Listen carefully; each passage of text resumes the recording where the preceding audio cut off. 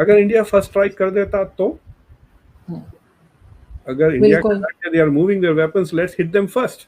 लेकिन इंडिया ने तो पहले ही कह दिया कि वो कभी भी फर्स्ट मूव नहीं करेंगे। ये वो तो पुरानी इंडिया इंडिया एक। है, वो पुरानी इंडिया है। क्यों, why would you want a second strike? अगर हम बात करें इस टाइम अज़रबैजान और आर्मीनिया का, आर्मीनिया ने इंडिया से हेल्प मांगी है और कहा है कि हमें वेपन्स प्रोवाइड करें। आइंदा अगर आप हमको मौका देंगे तो we will be far more aggressive in our response. That excuse might be enough for India to say this is a self-defense preemptive move. Last war हुई थी आर्मीनिया और अज़रबैजान की, तो उसके दरमियान पाकिस्तान और टर्की ने अज़रबैजान को सपोर्ट किया। सेंट्रल एशियाई देश आर्मेनिया को भारत ने Pinaka multi launcher rocket system और तोप देना शुरू भी कर दिया है, लेकिन इससे पाकिस्तान के परम मित्र अज़रबैजान को मिर्ची लगनी शुरू हो गई है। It's giving Azerbaijan sleepless nights. एक तरफ जो ऑलरेडी स्ट्रांग नजर आ रहे हैं पाकिस्तान के मुकाबले में, अपने पड़ोस के किसी मुल्क की तरक्की की बात करें तो आपको कहा जाता है कि you are bashing your own country. इतनी बड़ा स्केल है उसका कि वो उन तमाम मसाइल के बावजूद जिनमें पाकिस्तान जिनका शिकार है, उसके बावजूद, उन तमाम चीज़ों के बावजूद इंटरनेशनल स्टैंडिंग उसकी इस तरह की है कि वो किसी की भी मदद कर सकता है। उन्होंने अपनी करेंसी को प्रमोट किया है, यूपीआई सिस्टम को प्रमोट किया है, मेक इन इंडिया प्रमोट किया है। हर चीज वो जहां गए हैं, जो भी टेक्नोलॉजी खरीद कर लेकर भारत जा रहे हैं, वो मैन्युफैक्चर भारत में होगा। 2023 was going to be India का एक glorious year of India's diplomacy. Hello जय हिंद दोस्तों, एसपी न्यूज़ 91 में आपका स्वागत है। दोस्तों मैं आपको बता दूं कि भारत की शुरू से ही एक खासियत रही है, वो कभी भी कभी भी अपनी तरफ से पहल नहीं करता, और अगर किसी सामने वाले की तरफ से पहल होती है तो दूसरा जवाब ऐसा होता है कि सामने वाले को तहस नहस कर देता है। ये एक क्वालिटी, एक अच्छी बात है भारत के अंदर कि कभी भी वो किसी को बिना वजह की नहीं छेड़ता। मैं आपको बता दूं, पुराना भारत था जब चीन भी सीमा के अंदर जा कर के 55-60 किलोमीटर अंदर आ कर के कब्ज़ा कर लेता था, और पाकिस्तान भी इधर उधर से घुसपैठ करके आतंकी हमले किया करता था, बम ब्लास्ट होते थे। एक वो पुराना भारत था जब पाकिस्तान ने 26/11 मुंबई ताज होटल पर अटैक किया, उसमें कसाब वगैरह सब जितने भी आतंकी हैं, कुछ मारे गए, जो बचे हुए हैं वो पाकिस्तान में कहीं ना कहीं छुपे हुए हैं। तो वो पुराना भारत था। लेकिन अब पाकिस्तानी मीडिया चर्चा ये कर रहा है कि अब जो भारत के उसूल हैं वो भी बदल गए हैं उसके साथ साथ। वो इसलिए क्योंकि अब पुराना भारत नहीं रहा है। वो एक वजह है कि अब भारत ये नहीं देखेगा कि पहले सामने वाला वार करे या ना करे, भारत सीधे तौर पर स्ट्राइक कर देगा।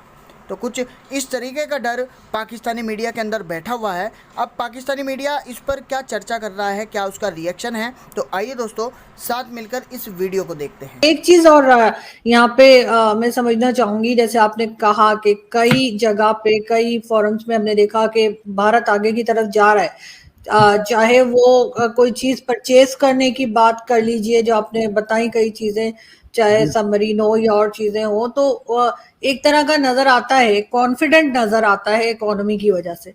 और यही चीज़ कश्मीर को लेकर है कि कश्मीर में जिस तरह की डेवलपमेंट की जा रही है, कि चाहे मॉल्स बन रही हो या कुछ भी, तो इवन पाकिस्तान में भी लोग यही बात करते हैं कि अब इंडिया को हमारे साथ, यानी कि पाकिस्तान के साथ जो है, अब उस तरह से जो एक रेगुलर होती हैं जंगे वंगे होती हैं या लड़ना, वो उसकी ज़रूरत नहीं पड़ेगी, क्योंकि वो इतनी ज़्यादा डेवलपमेंट करके और टूरिस्ट बुला के एक इम्प्रेशन जो है वो बन जाएगा। उसमें इस्लामिक कंट्रीज भी शामिल हैं जिन्होंने इन्वेस्टमेंट की है। तो सर, आपके ख्याल से जो इस वक्त 1-2 दिन पहले राजनाथ सिंह साहब ने स्टेटमेंट दिया कि हम जब चाहें एलओसी को क्रॉस कर लेंगे, तो आपके ख्याल से इस किस्म की स्टेटमेंट की ज़रूरत थी कि एक तरफ जो ऑलरेडी स्ट्रांग नज़र आ रहे हैं पाकिस्तान के मुकाबले में, उसके बाद ये स्टेटमेंट देना आपके ख्याल से क्या सही है? देखिए, इसमें 2 सवाल है, so we'll take them one at a time. तो जहाँ तक कि कश्मीर का सवाल है, I think the boat has left. जहाँ तक कि पाकिस्तान का सवाल है कि I think the game is over. Investments, Muslim Saudi Arabia और यूनाइटेड अरब एमिरेट्स ने इंडिया के साइड के कश्मीर में ज़्यादा इन्वेस्टमेंट्स किए हैं बनिस्बत आपके कश्मीर में, राइट? डेफिनेटली। हाँ, दूसरी चीज़ ये है कि इट ऑल्सो टेल्स यू कि ये जो OIC को लेकर कश्मीर का मुद्दा, पाकिस्तान का एजेंडा था, वो भी खत्म हो गया है परमानेंटली, राइट?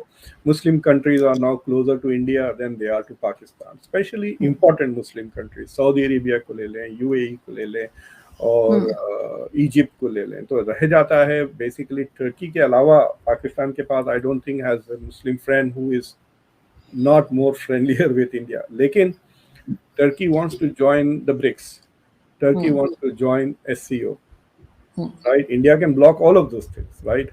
तो टर्की को बेसिकली जब इनके एप्लीकेशंस आएंगे मेंबरशिप के लिए, खास तौर से SCO में, तो बहुत Turkey very interested in that. BRICS में तो लोग गिन लेते थे टर्की को, बट फॉर्मली सऊदी अरब भी वहाँ पे आना चाह रहा है. There is talk that Pakistan wants to apply.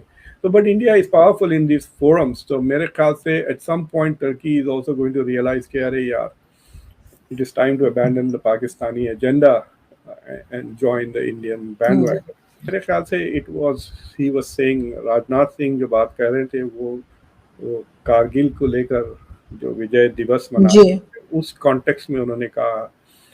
तो कारगिल, मेरी खुद की position is much more aggressive than India's position.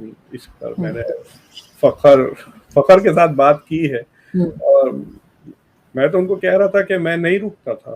तो कारगिल के वक्त इंडिया ने वापस जो पाकिस्तान ने जो घुस के जो चीज़ें ऑक्यूपाई कर ली थी, जब वो सारी चीज़ें खाली हो गई तो इंडिया स्टॉप. बाद लोग कहते हैं कि अमेरिका की तरफ से दबाव पड़ा इसलिए India, but I would not have stop. मतलब it was a very good excuse. Pakistan ने आपको ऑलरेडी बहाना दे दिया था कि आप वापस और घुस जाते, वापस जितना आज़ाद कश्मीर या POK जो भी है वो वापस जितना ले सकते लेते, एक आध हफ्ता और चला लेते जंग and taken more, you know.